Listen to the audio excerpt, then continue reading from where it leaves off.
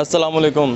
So guys, جیسا کہ آپ جانتے ہیں یہ موسم کریز کا موسم ہے. کریز کا موسم آ چکا ہے. اس موسم میں ہم اپنے مرغوں کو کیا کچھ کھلائیں گے، دانہ پانی ان کا کیا ہونا چاہیے، یہ سب کچھ اس ویڈیو میں ہم آپ کو ڈیٹیل کے ساتھ بتانے والے ہیں. So hi guys, this is Wasim and Qaiser. So let's go to Wasim Nawabi latest video. السلام علیکم جی دوستو، جیسا کہ وسیم بھائی نے کہا کہ آج ہم پھر کریز پہ ویڈیو بنا رہے ہیں.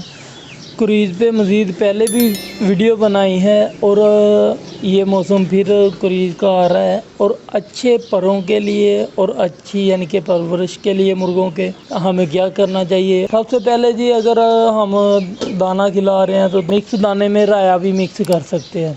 رایا یعنی کہ سرسوں کا تیل جس سے بنتا ہے اسے کہتے ہیں رایا.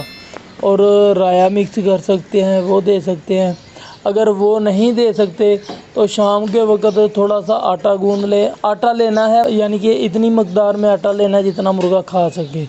اور اس ملائی لے لینی ہے دودھ کی، اور اس میں گوندھ کے نا اچھے طریقے سے وہ آٹا روز شام کو نہ کھلا دینا مرغے کو. آپ نے ہاتھ نہیں لگانا. اور بعد میں باری آ گئی جی کہ بند کس چیز میں کرنا ہے، یا کھلا چھوڑنا ہے، یا کیا کرنا چاہیے. اگر تو کھلا ہے یہ تو بہت بیسٹ ہے. اگر کھلا نہیں بھی ہے تو ہم نے سوکھا ہوا گوبر لینا ہے، یعنی کہ مٹی ہوا یعنی کہ پسا ہوا ہو وہ ہم نے لے لینا. اور مرغے کے نیچے جو ہے اچھے طریقے سے وہ بچھا دینا کیج کے اندر، یعنی اس میں کھیلے کودے جو مرضی کرے. اور وہ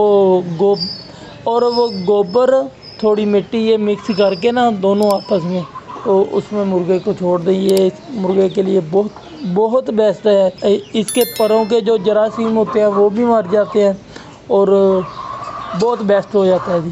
اور جی یہ جو چیزیں ہم نے آپ لوگوں کو بتائی ہیں کہ ملائی ہو گئی اور آٹا ہو گیا، یہ شام کے وقت آپ نے ڈالنا ہے. آٹا بھی اتنی مقدار میں اور ملائی بھی اتنی مقدار میں ہو جس میں آٹا صحیح سے گوندھ سکے.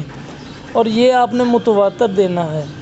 اور یہ آپ جب کھلائیں گے نا مرغے کو تو پھر آپ رزلٹ دیکھیے گا کہ کیا رزلٹ آتا ہے. ایک تو پلے پر مضبوط ہوں گے اور چمک ایسی ہوگی کہ لوگ دیکھیں گے کہ واقعی یار رزلٹ آیا ہے اور کوئی چیز مرغے کو کھلائی ہے. یہ تھی آج کی ویڈیو. دعاؤں میں یاد رکھیے گا. اللہ حافظ.